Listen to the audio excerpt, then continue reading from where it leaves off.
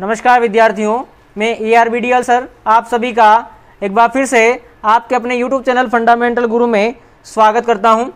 विद्यार्थियों, हमारे रीजनिंग में पासा और घनगनाप चल रहे थे, पासे वाले क्वेश्चन अपन कर चुके थे। आज हम लोग घन और गनाप की सेकंड क्लास लेने जा रहे हैं। उससे पहले बता दूं, जिस भी विद्यार्थी ने चैनल को सब्सक्राइब नहीं किया है तो जल्दी से चैनल को सब्सक्राइब कर ले और बेल आइकन को प्रेस कर ले, ताकि आने वाले जो हमारे लेटेस्ट वीडियो होंगे उसकी नोटिफिकेशन सबसे पहले आप तक पहुंचेंगे। और प्लीज़ वीडियो को लाइक एंड शेयर जरूर कीजिएगा। तो चलिए बिना देरी करते वीडियो की शुरुआत करते हैं।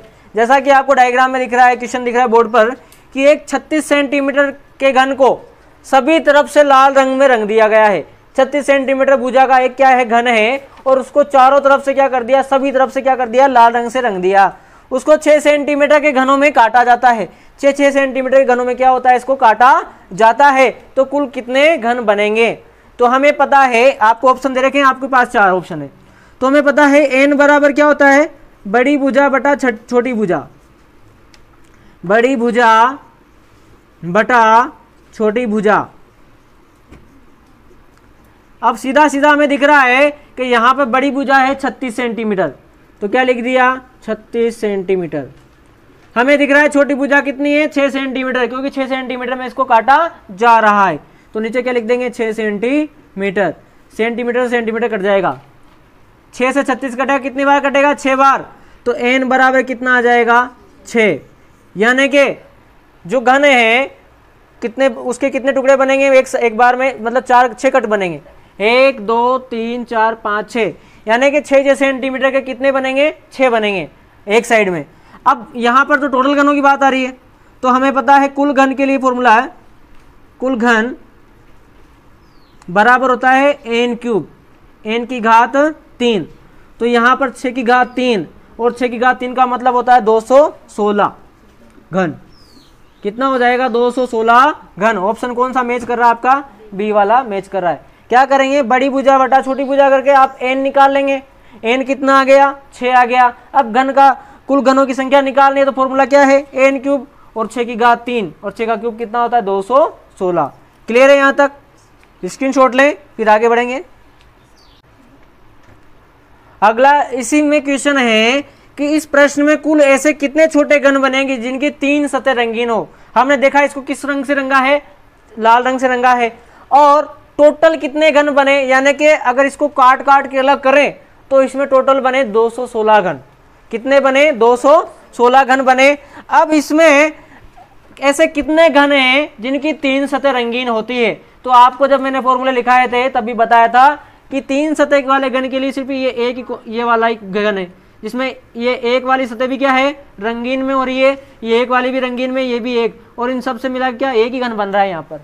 तो यानी एक कोने पर एक घन ऐसा होगा जिसकी एक तीनों सतह क्या होगी, रंगीन होगी।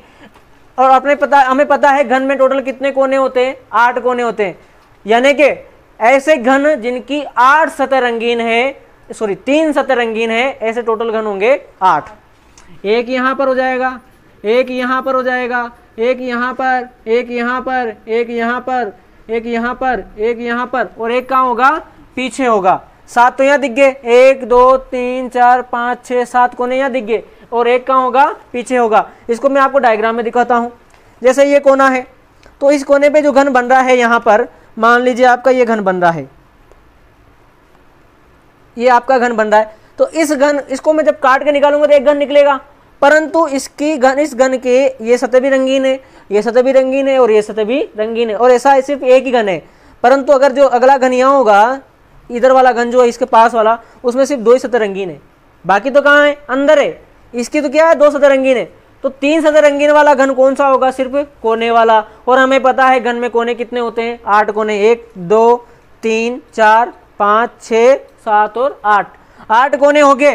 तो हम क्या बोलेंगे, प्रश्न में कुल ऐसे कितने घन जिनकी 3 सतह रंगीन होगी। तो लिखेंगे 3 फलक रंगीन बराबर कुल 3 फलक रंगीन वाले घन, ऐसे लिखेंगे, वाले घन बराबर हो जाएगा कुल कोने। और कुल कोने कितने होते हैं, 8 होते हैं। यानी ऑप्शन हो जाएगा आपका सी वाला। यानी कि 3 सतह रंगीन वाले, 3 फलक रंगीन वाले जो घन होंगे उनकी संख्या होगी 8। जितना ऐसा कोई सा भी क्वेश्चन आ जाए 3 सतरंगीन वाला, बिना सोचे समझे सीधा 8 टिका के आ जाना। क्लियर है यहां तक?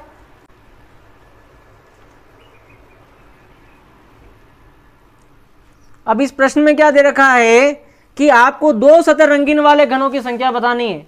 2 सतह रंगीन वाले, तो आपको मैंने पहले ही बोला था 2 सतह रंगीन वाले घन कहां बनते हैं? सिर्फ किनारों पे बनते हैं। कहां बनते हैं? किनारों पर। ये किनारा है तो इधर की ये वाले सतह रंगीन है और इधर की ये वाली सतह रंगीन है, और बाकी अंदर वाली रंगीन नहीं है। पॉलिश कहां की जा रही है? सिर्फ बाहर की जा रही है, क्योंकि इसके टुकड़े कर दिए मैंने। तो सिर्फ इसकी ये वाली सतह और ये वाली सतह क्या होगी? रंगीन होगी। तो 2 सतह रंगीन वाले घन का बनते हैं? किनारे पे बनते हैं। और किनारे कितने होते हैं? टोटल 12 होते हैं। तो फॉर्मूला क्या बनेगा? 12n-2। तो बोलेंगे 2 सतह रंगीन वाले कुल घन बराबर 12n-2। तो देखिए 12 ऐसा कैसा? n की वैल्यू कितनी आ रही है? 6 निकाल चुके थे हम लोग। n 6 - 2, दिस इंप्लाइज 12 गुणा 6 में से 2 जाएंगे तो 4, 12 चौके 48। ऑप्शन कौन सा मैच कर रहा है? बी वाला। यानी 2 सतह रंगीन वाले घनों की संख्या टोटल होगी वो 48 होगी। इस फॉर्मूले से आप आसानी से निकाल सकते हो। तो इसका भी एक बार स्क्रीनशॉट लें, फिर आगे बढ़ेंगे। आया समझ में? ये 12 जो है, अब देखिए इसको समझिए।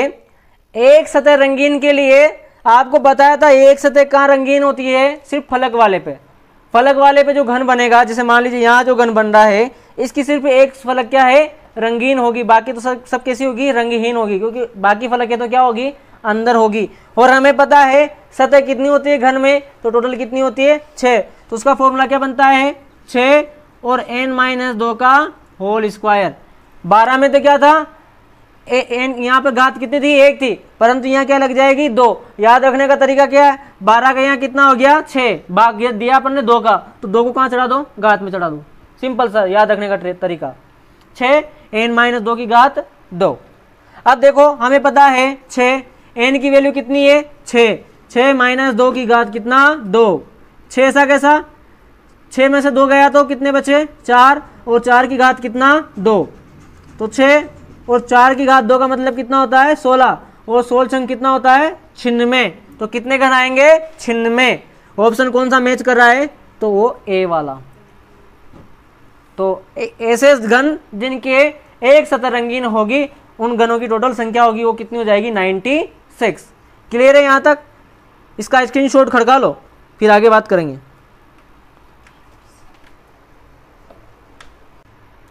इस प्रश्न में क्या बोला जा रहा है कि कुल ऐसे कितने छोटे घन बनेंगे जिनकी कोई भी सतह रंगीन न हो, अर्थात रंगहीन सतह वाले निकालने। रंगहीन का मतलब होता है जिसमें कोई सा भी रंग नहीं लगा हो। तो वो घन कहाँ होंगे? वो घन इन सब के बाहर नहीं होके कहाँ होंगे? अंदर होंगे। तो अंदर कितने घन है उनकी संख्या अपने को क्या करनी है? निकालनी है। तो आपको पता है रंगहीन घनों की संख्या निकालने के फॉर्मूला क्या होता है? यानी कोई भी सतह रंगीन न हो, उसके लिए फॉर्मूला है n-2 की घात कितना हो जाएगा? 3। घात एक और क्या हो जाएगी? ज्यादा, और यहाँ का 6 क्या हो जाएगा? गायब हो जाएगा। तो n-2 की घात कितना हो जाएगा? 3। n कितना हम पहले निकाल चुके हैं, n की वैल्यू 6 आ रही है। 6 - 2 उसकी घात कितनी? 3। 6 में से 2 गए तो कितने बचे? 4। 4 की घात 3 अर्थात 64। 4 का घन कितना होता है? 64। तो ऑप्शन कौन सा मैच कर रहा है? डी वाला। आंसर आ जाएगा आपका डी वाला। यानी 64 ऐसे घन होंगे जिनके अंदर कोई सा भी रंग नहीं लगा होगा। क्लियर है यहां तक? स्क्रीनशॉट लें, फिर आगे बात करेंगे। और इसको निकालने का एक और तरीका है बेटा, क्या? उसको समझो कि हमने पूरे कलरफुल निकाले थे। कलरफुल कितने थे? 216। ठीक है। अब उसमें अपन ने देखे 3 फलक वाले कितने थे? 8। उसको भी क्या कर दो? माइनस। 2 फलक वाले देखे थे कितने थे? 2 फलक वाले कितने थे? छिन्न में कितने थे? 2 फलक वाले थे 48। ठीक है। और 1 फलक वाले कितने थे? छिन्न में। इनको माइनस करते जरा। ठीक है। 216 माइनस 64 हो जाएंगे, 54 हो जाएंगे ये, 54 क्यों, 8 और 8 16, 56, 56 माइनस 96, 216 माइनस 6 6 12 का 2 हासिल का 1, 10 15 152, घटाएंगे 4, उधार लिया 11, 11 में 5 गया 6, 64। ऐसे भी आप कर सकते हो, क्लियर। और वैसे अपने फॉर्मूले से कर लिया, क्योंकि ये चीज कहाँ काम आएगी, अभी आगे अगले जो प्रश्न आएंगे अगले प्रश्न में क्या बोला जा रहा है कि कम से कम एक सतह पर रंग हो, ऐसे टोटल कितने घन होंगे। तो इस प्रश्न को करने के लिए आपके पास दो तरीके हैं। एक तरीका क्या बोल रहा है, कम से कम एक सतह पर रंग हो, अर्थात एक पे तो होना ही चाहिए, दो पे भी हो सकता है और तीन पे भी हो सकता है। कम से कम कितना बोला है, एक पर, तो एक पर भी होगा, दो पर भी होगा और तीन पर भी होना चाहिए, रंगहीन नहीं होगा। तो उसके लिए दो तरीके, एक तरीका तो क्या है, आप कुल घनों की संख्या निकाल लें और कुल घनों में से रंगहीन घनों की संख्या क्या करें, माइनस कर दें, तो क्या आ जाएंगे, कम से कम एक सतह वाले आ जाएंगे। या फिर क्या कर सकते हैं आप कि आप तीन सतह रंगीन वाले घनों की संख्या जोड़ दो, उसमें दो सतह वाले की जोड़ दो और एक सतह वाले की भी आप जोड़ दो। मैं दोनों तरीके से आपको बता रहा हूं। तो पहला तरीका क्या है, फर्स्ट मेथड देखो, कुल घन माइनस रंगहीन घन। तो इसके माध्यम से भी हम कम से कम एक सतह का रंगीन वाला घन अपन निकाल लेंगे।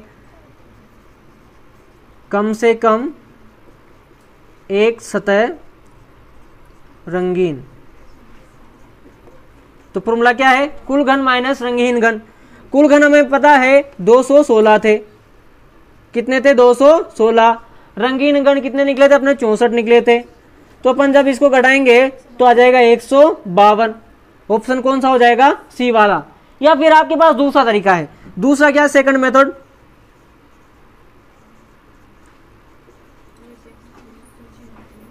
ये तो आपका हो गया फर्स्ट मेथड। अब सेकंड मेथड देखिए, सेकंड मेथड है कम से कम एक सतह रंगीन वाले घनों की संख्या। तो उसमें हम क्या करेंगे, आप तीन सतह रंगीन वाले घन प्लस दो सतह रंगीन वाले घन प्लस एक सतह रंगीन वाले घन जोड़ दे, एक सतह रंगीन। तो हम प्रश्न में निकाल ही चुके हैं, तीन सतह रंगीन वाले जो घन हैं उनकी संख्या है 8, मतलब कि कोनों पे बन रहे हैं। बात करें दो सतह रंगीन वाले घन, तो उनकी संख्या थी आई थी हमारे पास में 48 थी, और एक सतह रंगीन वाले घनों की संख्या कितनी आई थी, 96। अब इसको अपन क्या करेंगे, जोड़ेंगे, 6 और 8 14, 14 और 8 22 के 2 हासिल का 2, 9 और 2 11 और 4 15। तो यहां से भी कितना आ गया आपके पास में, 152 आ गया। तो आपके पास दोनों तरीके हैं, या तो आप कुल घन में से रंगीन घन निकाल दें, या फिर आप क्या करें, तीनों सतह के रंगीन वाले को जोड़ दे, दो सतह वाले को जोड़ दे और एक सतह वाले को जोड़ दे। तो वहां से क्या निकलेगा आपके पास में, कम से कम एक सतह रंगीन वाले घनों की संख्या निकल जाएगी। अगला प्रश्न अपना, कम से कम दो सतह पर रंग हो। क्वेश्चन का पहले आप अर्थ समझें तो समस्या नहीं आएगी। अगर आप बिना अर्थ समझे कर क्वेश्चन को करने लग जाओगे तो आप गलती करने के चांसेस ज्यादा रहेंगे। तो ध्यान दें, कम से कम दो सतह पर रंग हो, यानी दो पे तो होना ही चाहिए, ज्यादा पे तो हो सकता है, तीन सतह पे भी हो सकता है और चार पे तो होता ही नहीं है। तो कम से कम दो सतह के लिए दो सतह वाले भी जुड़ेंगे और तीन सतह वाले भी जुड़ जाएंगे। तो बोलेंगे कम से कम दो सतह पर रंग हो, उसमें आएंगे दो सतह रंगीन प्लस तीन सतह रंगीन वाले घन। तो देखिए हमें पता है दो सतह रंगीन वाले घन कितने होते हैं, तो वो होते हैं 48। हम पहले निकाल चुके हैं। दो सतह रंगीन वाले घन कितने होते हैं, 48। और नहीं तो आप क्या करो, 12 n-2 का फॉर्मूला लगा के निकाल सकते हो, क्योंकि दो सतह वाले रंगीन घन कहाँ बनते हैं, किनारों पर, और किनारे कितने होते हैं, 12 होते हैं। तो यहाँ से निकाल सकते हैं, या फिर हम लोग कर ही चुके हैं ऑलरेडी। तो 48 प्लस 3 सतह रंगीन वाले घन, तो बिना सोचे समझे सीधा 8 ठोक दो। 48 में 8 जोड़ेंगे तो कितने हो जाएंगे, 56। ऑप्शन कौन सा मैच कर रहा है, बी वाला। आंसर आ जाएगा आपका बी। क्लियर है यहाँ तक? चलिए स्क्रीनशॉट खड़का लो, आगे बढ़ेंगे। क्वेश्चन बोल रहा है हमारा कि 4 फलक पर क्या हो, रंग हो। तो हमें पता है अधिक से अधिक 3 फलक पर ही आप रंग कर सकते हैं। तो हम क्या लिखेंगे, अधिक से अधिक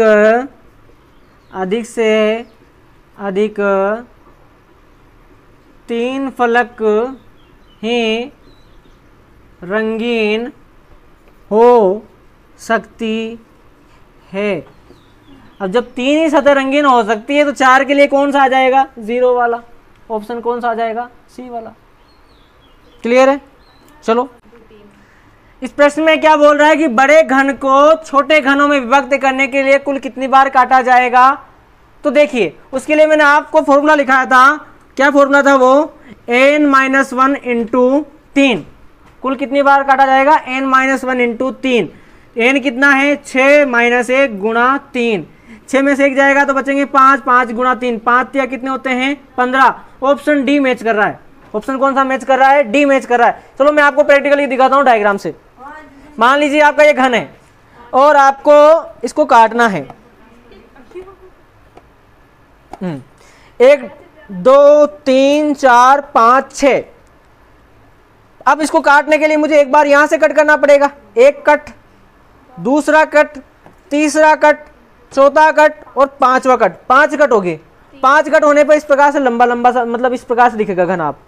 अब मुझे इसको इस प्रकार से फिर काटना पड़ेगा, 1 cut, 2 cut, 3 cut, 4 cut, 5 cut. 5 cut करते ही फिर लंबा सा मिल जाएगा मुझे स्लाइस के रूप में।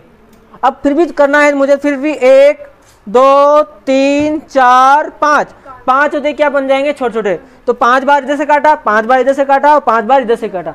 5 और 5 10, 10 और 5 15। कितने बार काटना पड़ेगा टोटल, तो 15 बार काटना पड़ेगा। और नहीं तो आप क्या करें, फॉर्मूले बेस पे आप आसानी से आंसर निकाल सकते हैं।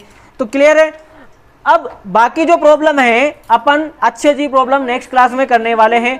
तो आज की क्लास अपन बिल्कुल यहीं पे समाप्त करने वाले हैं। वीडियो को लाइक और ज़्यादा से ज़्यादा अपने दोस्तों में शेयर जरूर कीजिएगा। अब दीजिए मुझे आज्ञा। जय हिंद, जय भारत।